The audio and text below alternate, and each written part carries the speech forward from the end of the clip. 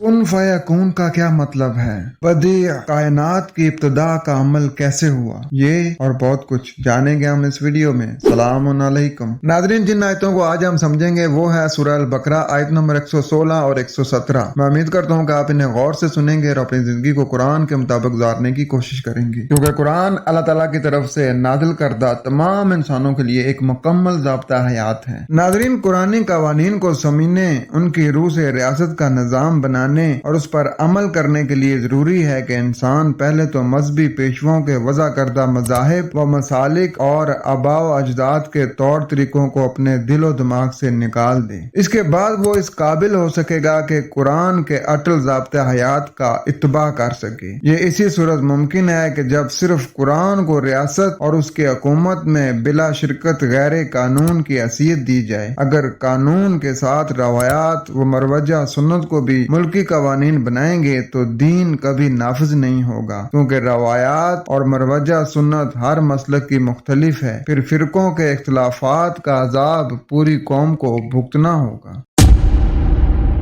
बढ़ते हैं अपने सबक की तरफ और पढ़ते हैं सूरह अल बकरा आयत 116। मेरे पास इस वक्त मोहम्मद हनीफ साहब का तर्जुमा है, पहले उसे पढ़ते हैं। और वो कहते हैं कि अल्लाह ने किसी को बेटा बना लिया है, हरगिज नहीं, वो पाक है, बल्कि जमीन और आसमान में जो कुछ है वो सब उसी का है, सब उसके मतीउ फरमाबरदार हैं। आइए देखते हैं कि यहाँ बात क्या हो रही है। वक़ालु तख़ज़ल्लाहु वलदन, और उन्होंने कहा कि तुम पकड़ लो अल्लाह से पैदा करना। ये बेटा बनाने की बात नहीं हो रही है, वलादा कहते हैं पैदा करने को। तो वो ये कह रहे हैं कि तुम अल्लाह से कुछ पैदा करना पकड़ लो, यानी वो कहते हैं कि ये हालात सही नहीं हो रहे ना, तो अल्लाह को कह दो कि वो हालात सही कर दे, लेकिन अपने अमल को नहीं सीधा कर रहे। सुब्हानहू, हम उसी की फरमाबरदारी इख्तियार करते हैं। बल लहू मा फिस समावाति वल अर्द, हाँ उसी के लिए जो बुलंदियों में और पस्तियों में है। कुल्लुल लहू कानितून, हर एक उसी के लिए अताअत गुजार है। तो इस आयत में जो हदायत है वो ये है, तो उन्होंने कहा कि तुम अल्लाह का पैदा करदा पकड़ो या अल्लाह से पैदा करना पकड़ो, हम उसी की फरमाबरदारी इख्तियार किए हुए हैं। हाँ उसी के लिए है जो खास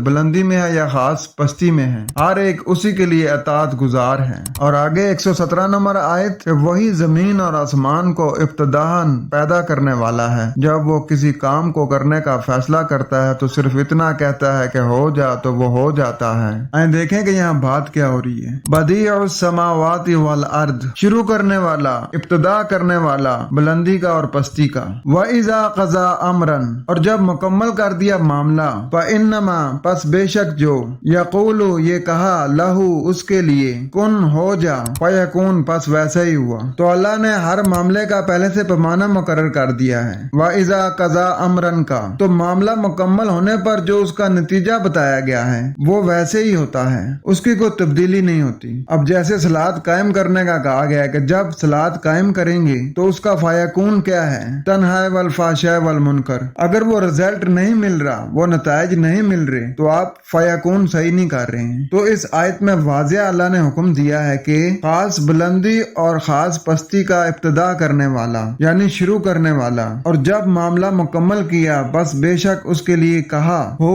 बस वैसा ही हुआ। नाज़रीन, ये कानून मुकाफाते अमल है कि आप जैसा कोई काम करते हैं ना, तो उसका वैसा ही नतीजा मरतब होता है। अच्छा काम करेंगे तो उसका अच्छा नतीजा मरतब होगा, बुरा काम करेंगे तो उस बुरे काम के बुरे नताइज भी आपको भुगतने पड़ेंगे। यानी जब आपने अच्छा काम किया तो अल्लाह ने उसका कह दिया कि हो जा, अच्छा नतीजा उसका, तो उसका अच्छा नतीजा हो जाएगा। जब आपने कोई बुरा काम किया तो अल्लाह ताला ने तो कह देना है कि हो जा, यानी उसके बुरे काम का जो बुरा नतीजा है वो हो जाएगा। उम्मीद करता हूँ कि आपका कुछ कंसेप्ट जरूर क्लियर हुआ होगा। खुश रहें, कुरान के साथ रहें। अस्सलाम।